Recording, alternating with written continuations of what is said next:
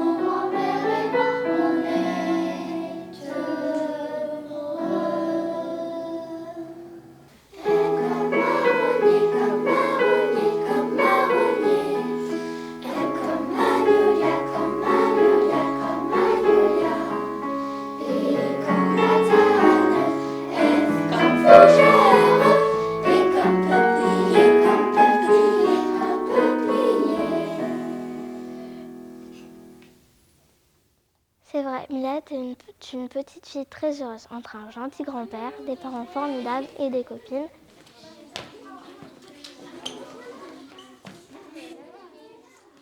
Pas trop chippie. Mais une chose la tourmentait à laquelle elle y pensait souvent. L'année passée, Bonfons, leur chat, était mort de vieillesse. Et Mila avait été terriblement triste. Son grand-père lui aussi était vieux, alors il disparaîtrait un jour. Mais comme s'il avait lu dans ses pensées, son papy lui avait dit qu'il ne faudrait pas pleurer quand il mourrait. Il lui suffirait de retourner dans la forêt et de penser à lui parmi les arbres qu'ils aimaient tous les deux. Et papy, je ne pourrais pas te parler. Mais si, Mila, tu pourras me parler. Je ne pourrai pas te répondre, mais je pourrai t'écouter. Était-ce vraiment possible? Mila ne demandait qu'à le croire.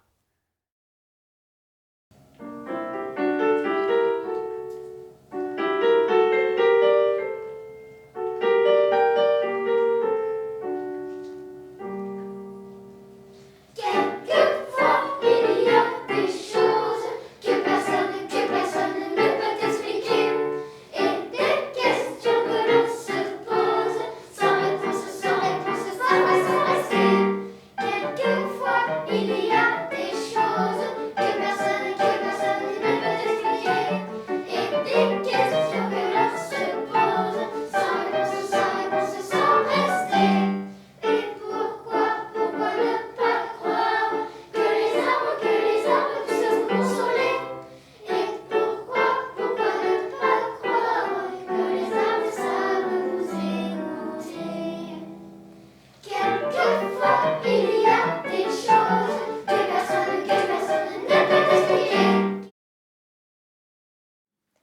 Un mardi.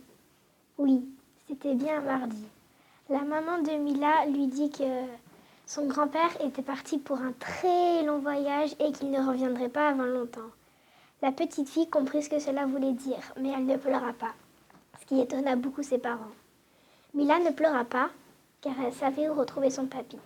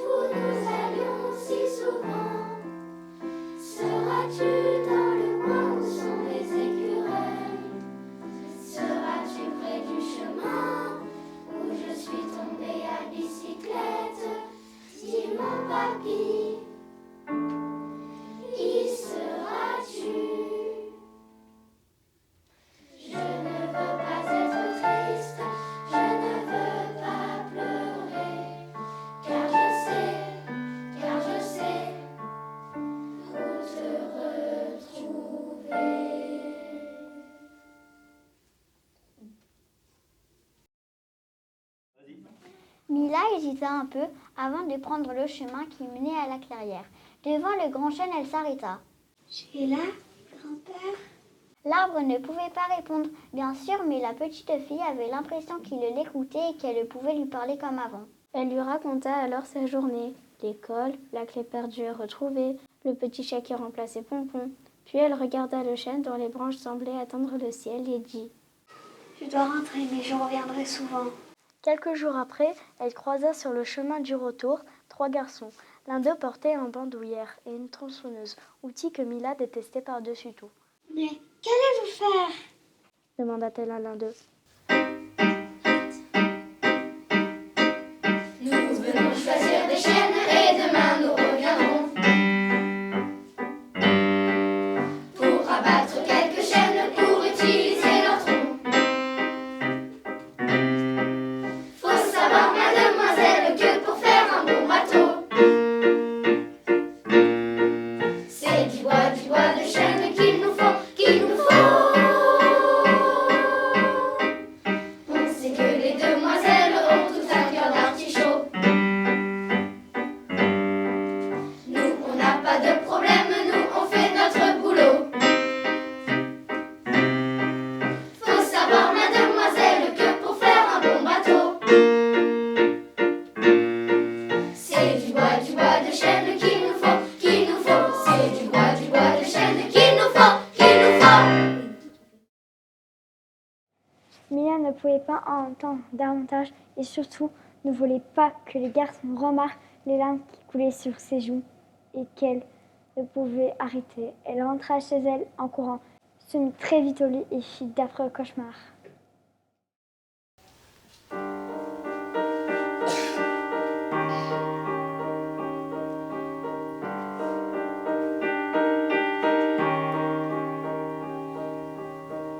Les arbres coupés en morceaux, les arbres morts déchiquetés, la forêt pleine de cailloux, et moi qui cherche mon chemin, perdu, perdu.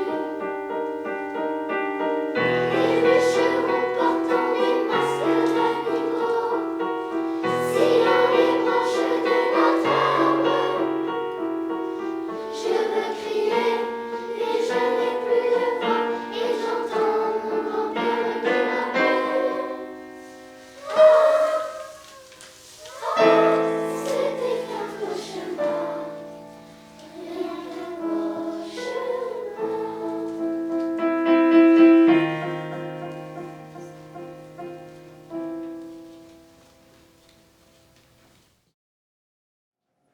Mais qu'allait devenir son âme? Mila se souvenait d'une promenade pendant laquelle son grand-père lui avait dit « Regarde César, ma petite fille, certains d'entre eux seront un jour des meubles, des instruments de musique et peut-être la coque d'un bateau, un bateau qui voguerait sur la mer. » Et il avait ajouté un peu mélancolique. C'était mon rêve quand j'étais enfant de devenir marin.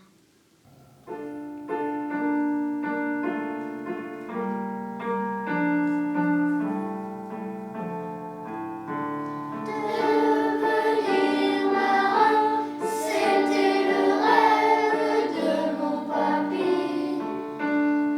Il se voyait capitaine d'un bateau.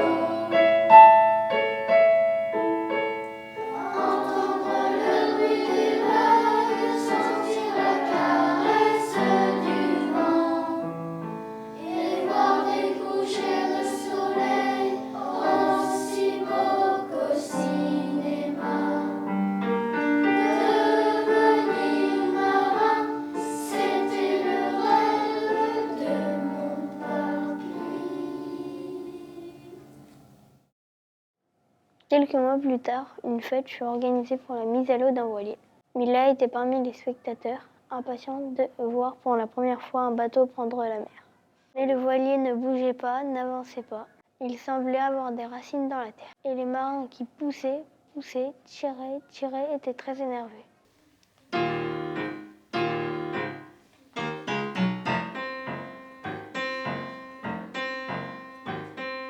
On a beau tirer, pousser, il refuse d'avancer. Ce bateau nous rendra fous, oh oui, c'est oh. Et pourtant on pousse fort, on tire, on fait des efforts. Mais là on n'y comprend rien, oh oui, c'est oh.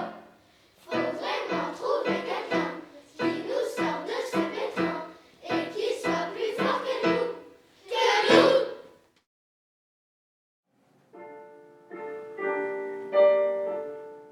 Elle s'en approcha, caressa la coque et, doucement, très doucement, le voilier s'avança dans la mer. La petite fille le regarda s'éloigner sans tristesse.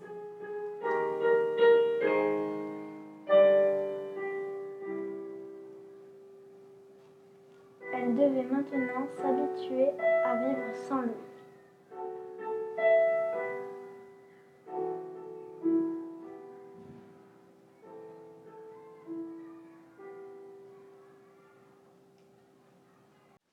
Au retour, elle passa par la clairière, où déjà un petit noisetier poussait à la place du chêne.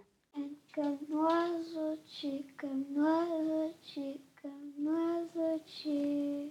La musique lui revenait en mémoire, mais elle avait oublié les paroles. Comme marronnier, comme marronnier. Vraiment, Mila ne s'en souvenait plus.